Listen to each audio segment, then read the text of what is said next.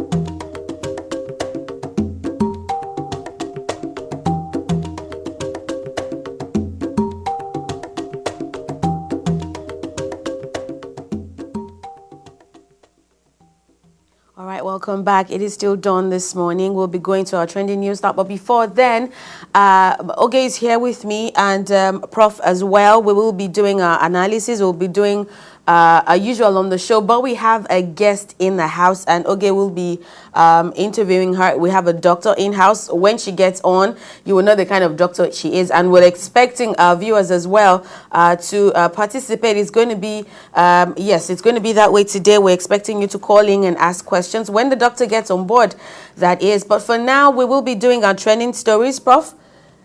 Yeah? Are we ready for that? Well, look. Trending story. What's the biggest story in Houston this week? The floods. I mean, I'm sure, I mean, I think even Oge, you have a story about floods in your area and all that, but how was it in at your end? Sincerely, like I took it for granted because I've never had any experience with the flooding. But interestingly, as I came out from my house, like on Monday evening, I was like surprised that my car was all flooded. And seriously, I didn't know what to do. Okay. Yeah. But you know, it didn't even occur to me to call my insurance. I eventually did. And till today, I couldn't even get a rental car because all the cars are all taken. To show you the gravity of how everybody is affected in Houston as a result of this. Yes, yes, indeed. In the news, it made the rounds the entire week. 7 dead, 1,200 rescued, and sadly, more rain to come. While some parts of Houston are still recovering from the paralyzing flooding, some residents believe the worst is yet to come. And yes, indeed, it's going to be sunny today and then a little cloudy tomorrow. But from Monday all through till Friday, where it's expected to rain here. So I think everybody should just be ready and do whatever it is that you can to just stay on the safe side. All right, that is that. We're not going to dwell much more on that, right, Prof? No, I mean, yes. Look, flood is flood. Flood is when you live it was catastrophic, but well. Yeah, when you live in Houston, it's one of those things you want to expect, you know. Exactly. Yeah. All right, going to the home front, that is Naija. TUC asked Buhari to relinquish his position as Minister of Petroleum. I think that happened on Tuesday. As the fuel scarcity in the country lingers on, the Trade Union Congress, TUC, asked President Buhari to relinquish his position as the Minister of Petroleum. The president of TUC, Comrade Boboy Bala Kaigama, made this call at the Save Nigeria Oil and Gas Industry Roundtable Conference in Abuja on the 19th of April. And according to Kaigama, the office of the Minister of Petroleum is very important and cannot be combined with the duties of a president. Prof, agree, disagree? It's a or tough you agree to disagree? Look, yeah, I probably agree to disagree because I don't understand, you know, with, you know, what is he doing and what is he not doing? So that I don't understand. He's there, we don't have gas or we don't have oil. And it's even petrol. worse. He's not there. It's still same. It's the same thing. Look, I don't think it matters a lot, you know, who the petroleum minister is. You know, but let's see what happens. Let's see how much they can push this. You know, unions, I mean, that's what they do. Let's see how much they can push this. And then this as well, very huge in Nigeria. I don't think we'll ever stop mentioning his name. I'm talking about the Senate President, Bukola Saraki, and the stage show all through the week during his CCT trial. Now, the EFCC witness, Michael Wekas, a detective of the Economic and Financial Crimes Commission, on Tuesday denied knowledge of the contents of a petition he actually tendered as evidence against Senate President Bukola Saraki at the CCT. You know, in the news, all of the questions that were asked, the entire conversation, he just kept saying, no, I don't know anything about it. I wasn't in the know. And I don't know how he tendered this at first. Now when he's asked, you know, is being questioned, he can't really say for sure what really happened. Well, here's what I feel like there's some monkey funny business going on. No, not necessarily. Look, it happens here all the time in America. You always hear lawyers say that, wait till I lay my hands on him or her during cross-examination. And then there will be wahala. And that's, yeah. Look, you can say, look, people can always say what they want up front. But when someone now comes back to question you, that becomes the thing. You know, we've heard about all what Saraki is supposed to have done or stolen and all that. Now his lawyers have a chance to, that's why they always say, wait until the trial. This is now a trial. Let us see how this progresses. You know. Let's hope. Yes, let's see how that works out. It's really, it looks like a movie to me. I don't know how long it will last, but let's see how that works out. It's still the witness thingy. There's so much to talk about, but because we have a guest in the house today, we won't be dwelling much on that. There was also the Federal Executive Council meeting that was on Wednesday. It was chaired by the president, and I think one very key take home for me during that meeting was that there was going to be a blank wall on petrol importation by 2019. It was declared that Nigeria will stop importation of petroleum products by 2019 and that fuel importation will be reduced by 60% by 2018. I don't know how visible that is, Prof.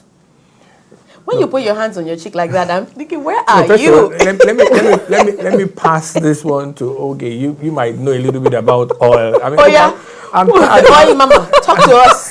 Yeah. Well, sincerely, listening to all of what you're saying to me kind of sounds like Greg to me, is one key question that keep on popping up in my mind is, most of those people that are put in those positions, they really know what they're doing. Because when you think of how Nigerian politics works, people just get in there, maybe because they have somebody who knows somebody who knows somebody. Like, competency. That has been a huge question for me, because sometimes when you see how people behave, you ask yourself other questions, like, do they really know what it takes to do their job? Are they even all right? That's what I'm saying. Well, look. So it's not surprising for him not to know what to respond to all the interviews or all the questions. Yeah, look, I keep saying, okay, they are just about 1 year in office now. Wow. I mean, most of the ministers are even, maybe 7 months, 8 months. So, look, I'm not saying we should continue to say, let's give it a chance. But in this, okay, what are we going to do about the fuel situation other than try to resolve it?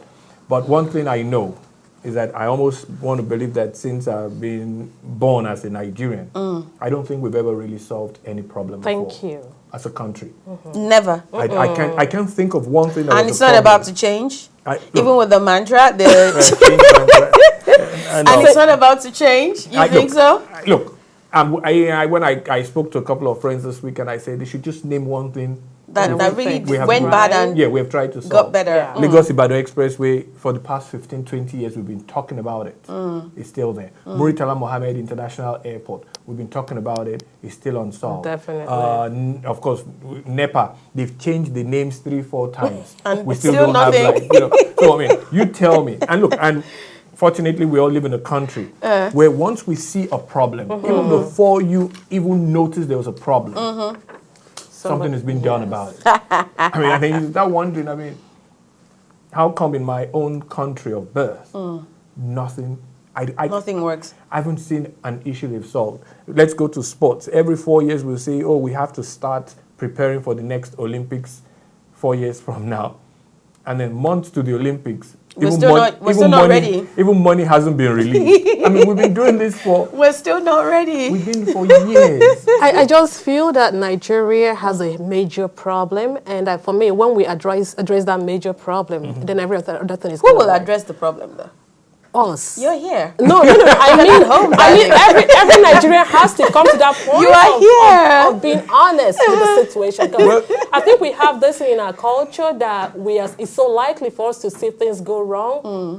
It's easier for us to sit back. And not want to get involved. Well, but that's what shall I say Abi, now? you're here. We're all here. No, what are you in Nigeria? Not just that. How open are we to even begin to work with people who are willing to really make that change? Many people have gone home to help and they were killed. You know what I mean? So that's what I'm talking about. We have to, as a people, be open, because our culture sometimes holds us down from hearing the truth and working on the truth.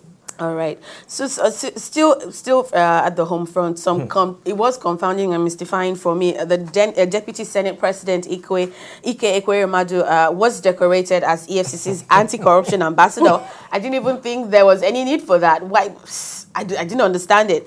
But then again, what baffled me was 2 days later, EFCC released a statement denying reports that the Senate President, the Deputy Senate President, who was appointed they really didn't know nothing about it. And let me just go to the statement they wrote. It says the attention of the EFCC has been drawn to some reports in the print and online media on April the 20th, claiming that the anti-graft agency has decorated the Deputy Senate President as anti-corruption ambassador. According to a statement issued by the press, by the special advisor, the purported decoration was carried out by the EFCC National Assembly Liaison Officer, Suleiman Bakari, who was quoted to have said, on behalf of my acting chairman, Mr. Ibrahim Mustafa Magu, and the entire management and staff, I decorate. I can't even go through with the story. Is he not a part of the anti-graft agency? Look, first of all, what kind of title is that? I don't know. What is an anti-corruption ambassador? What does that mean? I mean, look, if I'm in a Koremado's position, let's even assume it was true. And someone comes to me and says they want to... Does that mean that he's a saint? Look, sometimes some of the things we even talk about and have to dwell on in our situation becomes really baffling. Let's, first of all, what kind of a title is that? Then it takes them 48 hours before they rebuff it and say, we don't do anything. What about 10 minutes after it gets online? Everybody's on their phone. Everybody's online. So it's not like they really didn't hear about it on time. Yeah. Anyways, we will go for a break now. But before we do that, this shocked the entire world. Prince, the iconic superstar, died at 57. One of the most iconic musicians in the music industry, singer, songwriter, multi-instrumentalist, eclectic, amazing artist, died at 57. There's still some unresolved issues as to what led to his death.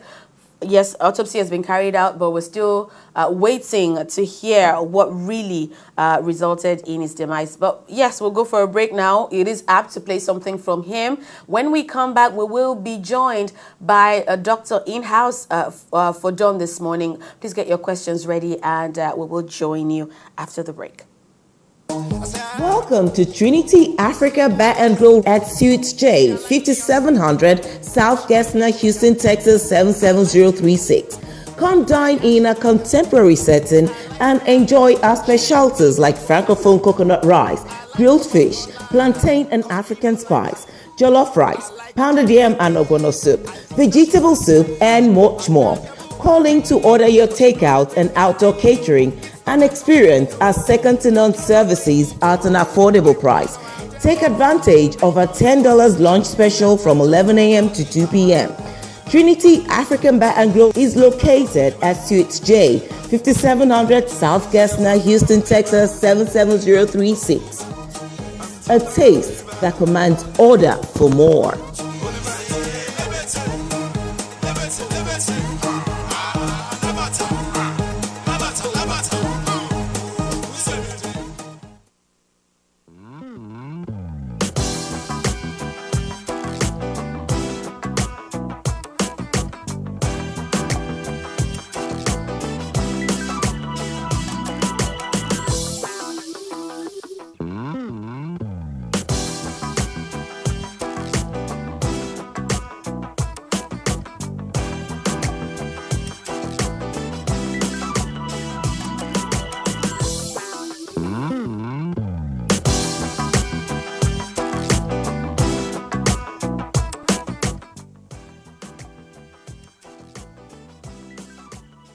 Oh, welcome back, Houston. It's a lovely morning on Dawn on MBC.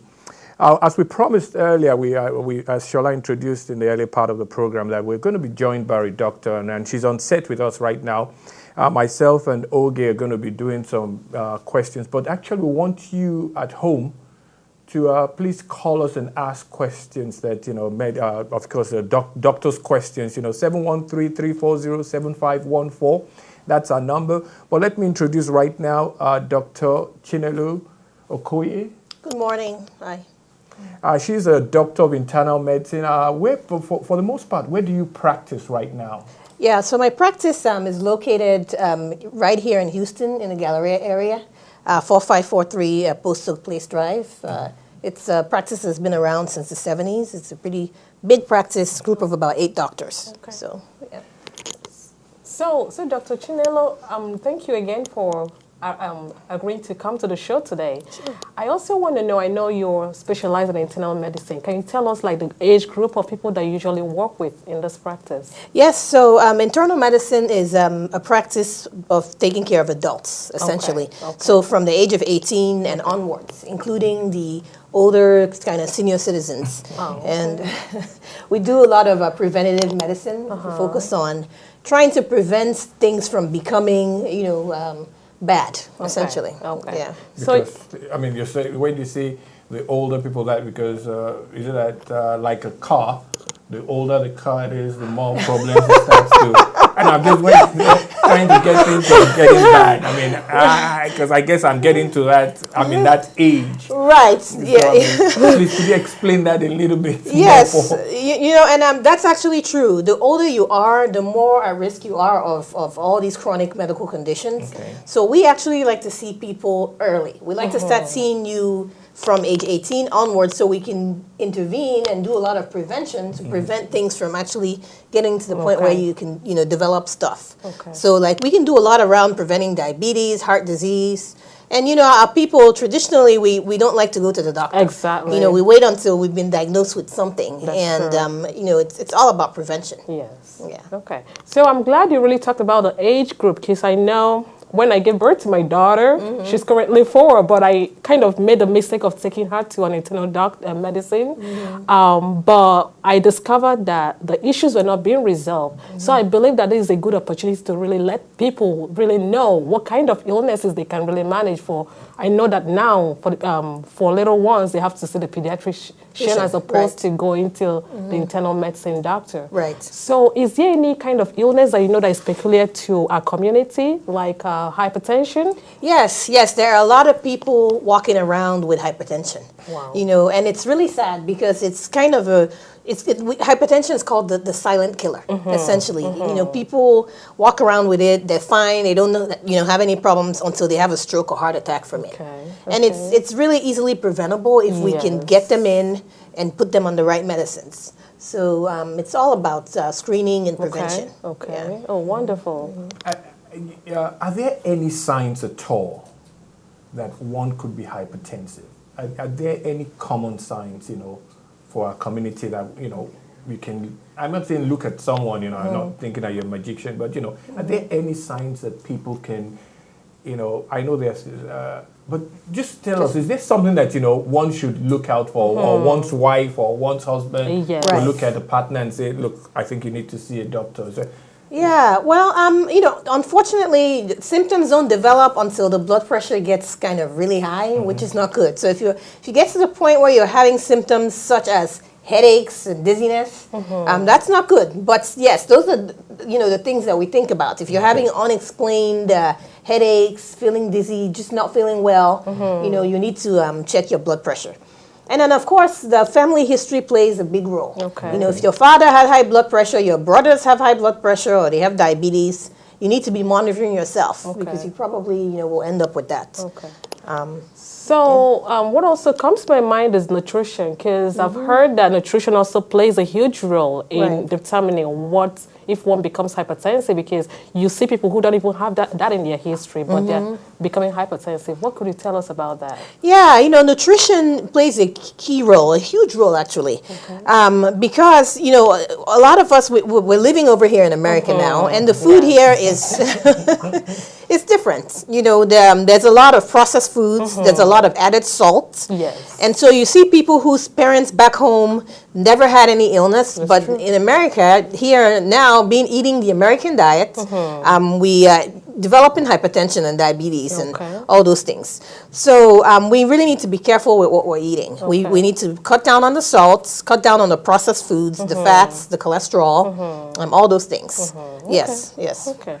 So another area that kind of interests me, I know I've heard this, people oftentimes complain about arthritis, especially the older population. Right. But sometimes you see even more younger people who seem to be complaining. I mean, it may sound simple, but it still does affect their quality of life. Right. What could you tell us about that? Well, arthritis is a common condition. Basically, it's caused by normal wear and tear of the joints. It could be your hands, your knees. Usually there's some kind of family history. You know, if your parents had arthritis, there's a chance you develop it earlier. And the more wear and tear on the joints, the earlier the chances of you developing it. So, you know, younger people developing it may be because they have more wear and tear. You know, certain jobs, if you're like a hairstylist and using your hands all the time, and you're at risk for arthritis, you could develop it earlier than maybe your mother. You know, stuff like that. I'm going to come back to this question because you tend to, or it seems as if a lot of new medicine or looking into what is wrong with us, there's a lot of history, family history that goes into how to diagnose what is wrong with some. But we'll take a break.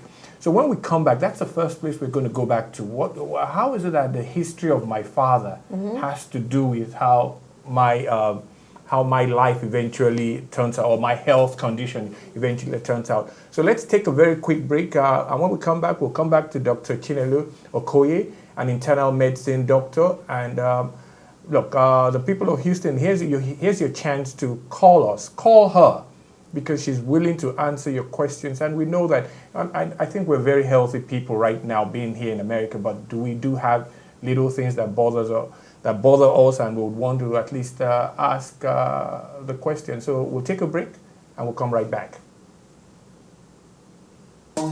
Welcome to Trinity Africa Bar and Grill at Suite J, 5700 South Gessner, Houston, Texas 77036.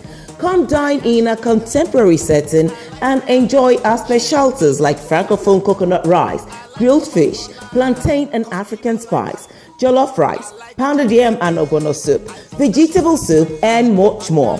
Calling to order your takeout and outdoor catering and experience our second-to-none services at an affordable price. Take advantage of our $10 lunch special from 11 a.m. to 2 p.m. Trinity African Bar and Grill is located at Suite J, 5700 South Gessner, Houston, Texas 77036. A taste that commands order for more.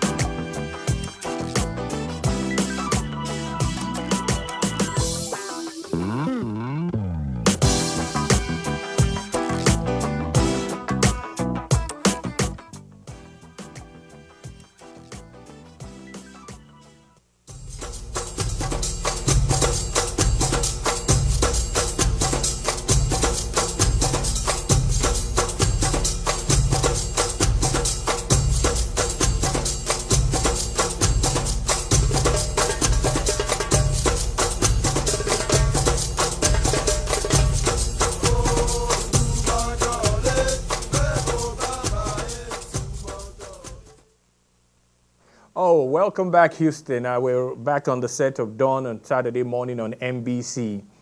Look, we have in-house right now a doctor, an internal medicine doctor. And before I left, I did say we wanted to find out, why family history plays such a big role in how you guys diagnose or treat patients today. So back to you, Dr. Okoye. Why family history? Why has my father or mother's own problems? Is it visiting the sins of the father onto the mother? What exactly is the problem?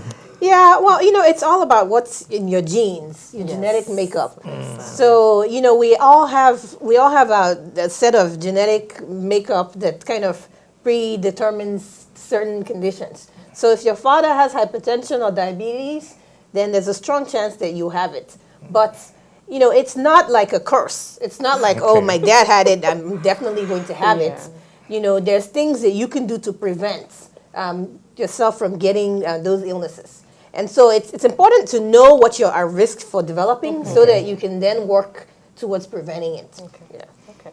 So one more thing too, I know that each time we talk about healthcare, people are afraid of the financial responsibility. Yes. So I want to ask doctor if there are is it possible for somebody who doesn't have insurance to still be able to take care of themselves at a very minimal cost? Yes, that's a very good question. I think a lot of people in general get scared about going to the doctor here. They afraid of the costs. But what I would like most people to know today is that the basic prevention, the basic preventative care is usually very affordable. Nice. You can... I think we have a call. Right. Good morning. You're welcome to Dawn on MBC. Good morning. Thank you very much. Good morning. My name is Grace. Okay. Could you? What's the question for the doctor? Okay. My very first question is: I have a terrible fear of going to any doctor at all. I have a terrible fear of going to a doctor. I don't know what to do about that, about overcoming that fear. Number two, I cannot afford regular medical care. I can't afford it as much as I know it's quite a bit here. Are there some resources available to me? Those are my questions. Very good. Okay, doctor, over to you. Yeah, those are excellent questions, actually. Regarding the fear of going to the doctor, I would say, honestly, it depends on where you go. It's unfortunate that some practices don't, make patients feel comfortable. Exactly. But, what I would say about my practice is that if you come to see us, we will make you feel very comfortable. We put people at ease. So I think that's the issue. Once you start going and get comfortable, you see that there's really nothing to it. Exactly. And I guess when people have those fears, like the fear is in the mind. Right. There might not really be anything going on. It's just the fear, and it's really all about going so that we can prevent you from developing something later on. Okay. And then she had a second part of the question. Which was financial. Right. That's a very good question. Actually, basic preventative health care is not that expensive. It's most people can afford to pay for it with cash.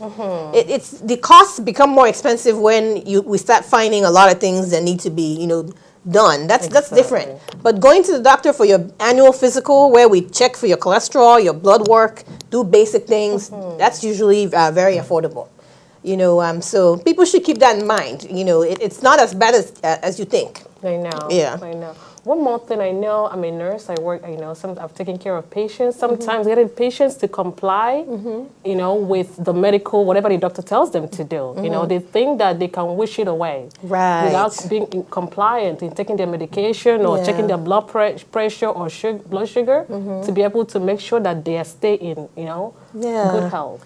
Yeah, I know. And I think also the communication comes into that. It plays a big role. Yeah. If you're seeing a doctor where you guys have a good relationship and you're communicating with them very clearly, then things like that will be easier to address. Because I know that certain medications cause side effects. And, if the patient's communicating with me, then they tell me, I don't like this medicine because it did this, and that to me. Okay. And then I'm like, okay, sure, let's try this one. But if you don't tell me and you just stop taking it, then your pressure's running high and I have no knowledge. I know. So it's all about finding a doctor that you feel like you can talk to, you can communicate with, Okay. and that understands you, essentially. Another major area I've also heard many patients talk about is that, the doctors are so quick to give pills, like what do you call it, support the pharmacological counseling. Yeah. So what do you have to tell us about that? Well, those who are in fear of that have experienced such. Yeah, that's a very good point. I think that patients should keep in mind that, they're not all the same. A 20-something-year-old guy coming in with high blood pressure that says, I don't want to take medicines, I want to try to work out and watch my diet, is not the same as a 69-year-old woman coming in with the same things. With the 69-year-old, we're going to be more aggressive. Because of her age, she's at risk for heart attacks and strokes. So, Okay, stuff doctor, like we have another call right now. Who are we talking to on Dawn this morning? Yeah, good morning. Hello? Hello, good morning. Good morning. Yeah, my name is Kunle. I'm calling from Cyprus. Okay, go ahead, Tunde. Oh, well, I just want to commend MBC for bringing Dr. Okoye this morning. I want to appreciate you for that kind of gesture.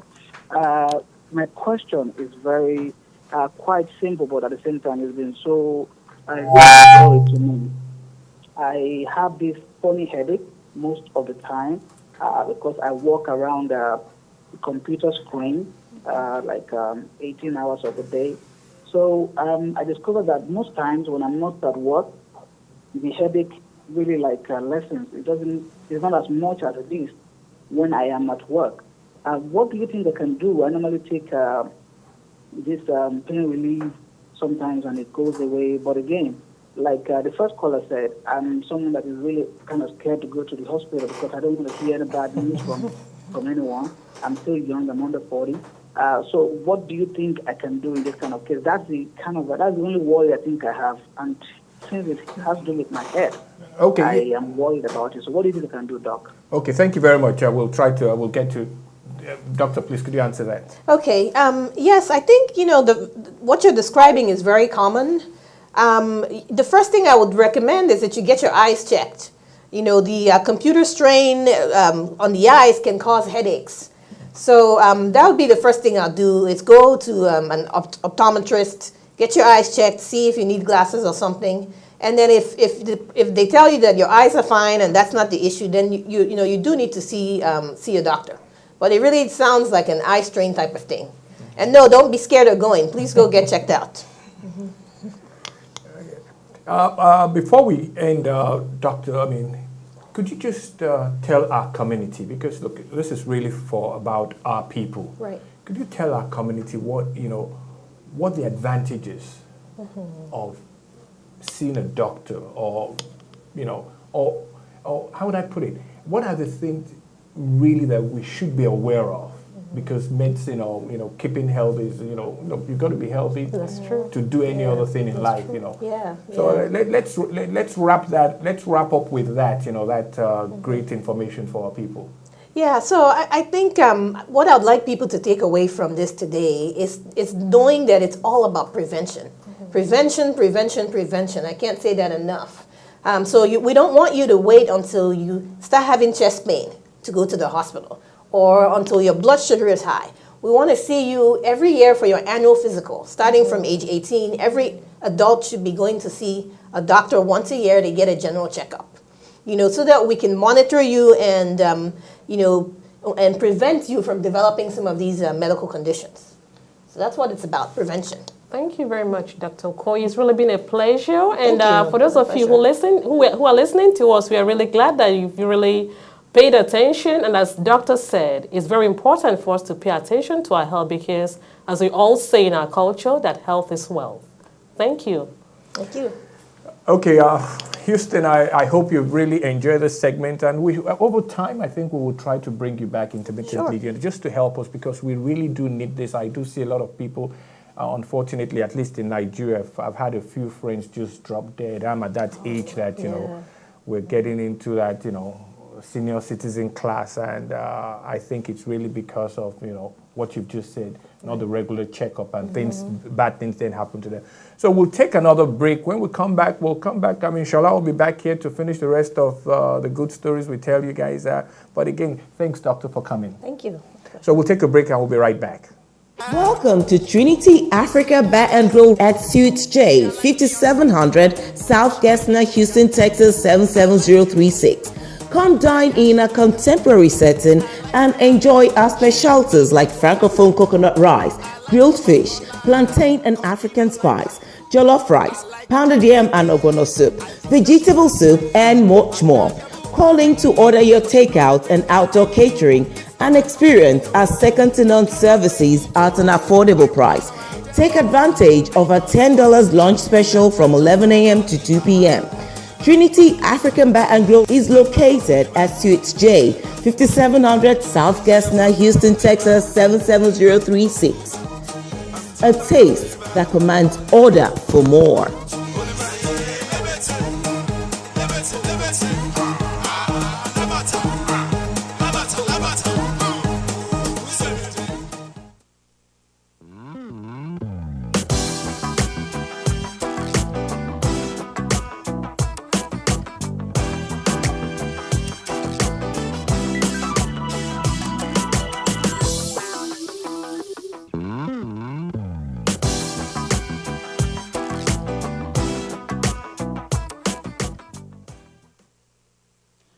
our powerful African proverb for the day. Rain beats the leopard, but doesn't wash out its spots.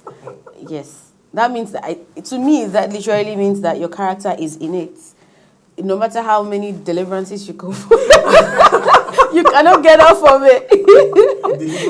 I tell you, no matter what I do, that's just what I think. What do you think, Prof?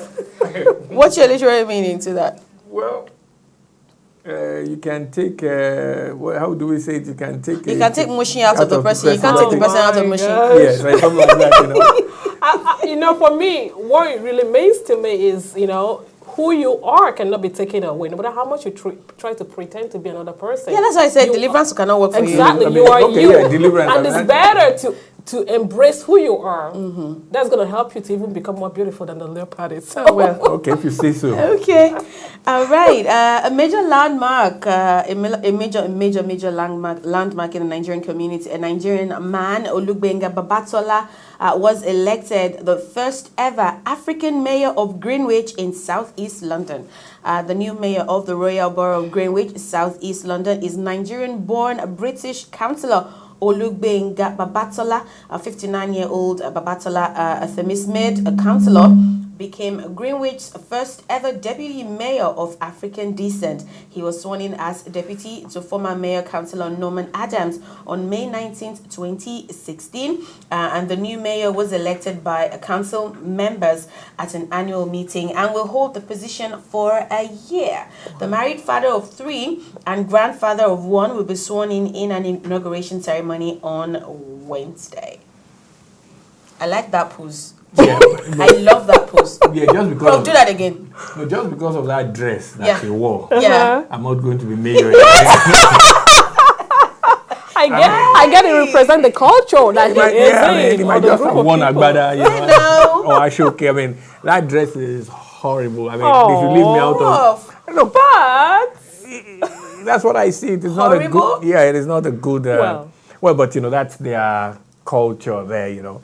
But when we talk about elective positions by people of African or Nigerian descent in foreign lands, I mean, Houston is one of those places really that if we pull our weight and we actually have people that are interested, we have a very, very strong chance to actually win the mayor's office here, you know. Yes, but, you know, I don't think we're really that interested in politics. We're more interested in money. Well, yeah, I mean, look, yeah, but look, I don't let me go there, but because we have the numbers. Yeah, we have. We really have here, the numbers actually. to have an effect on local elections. We have huge numbers here. All right. Okay, this is not so cheering news. There's this unraveling evidence on the Oscar Pistorius case. There's a new forensic evidence which claims that Oscar Pistorius attacked his lover, River Steenkamp, with a cricket bat before shooting her dead. That is new. That is the bat right there. So there's a shocking new evidence that claims to show that 6-time Paralympic gold medalist Oscar Pistorius allegedly attacked his lover with a cricket bat before shooting her dead at his home in Pretoria, South Africa on Valentine's Day of 2013. And during his trial, he claimed that he accidentally killed his girlfriend after mistaking her for an intruder who was lurking in his toilet. And this might, however, turn out to be untrue, as forensic experts now believe that 2 injuries on the model's back match the tip of the bat.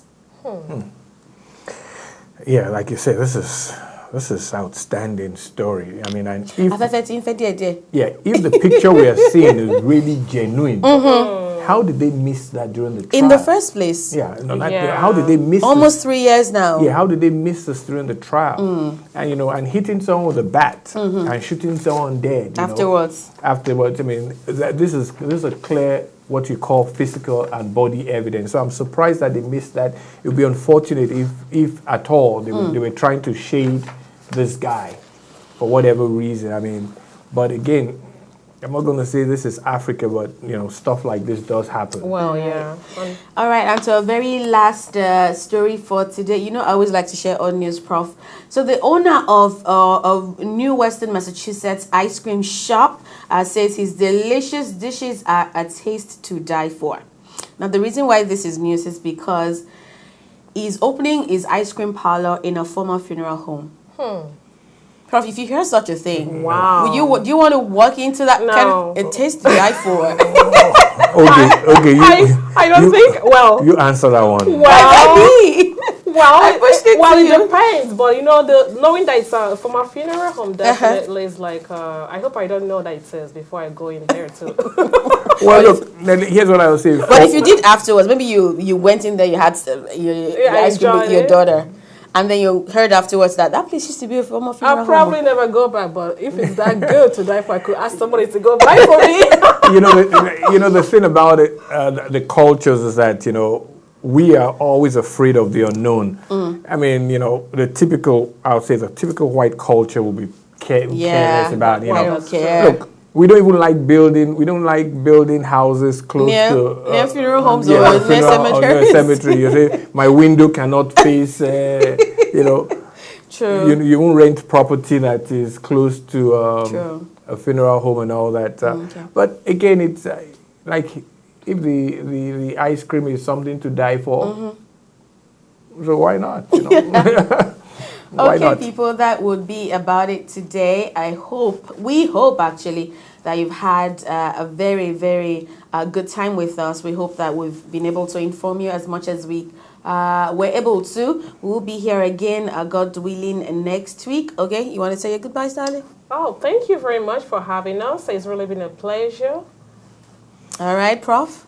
Well, look, it's a Saturday. The sun is out, even though we've had all those rains and all that. we're expecting more next week. Yeah, let's get out there and have some fun while the weather is good. Okay. So have a good rest of the weekend. Okay.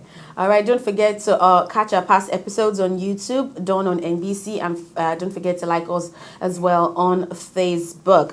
And my partner shot this week will be There is Talent, There is Hard Work, and There is Grace.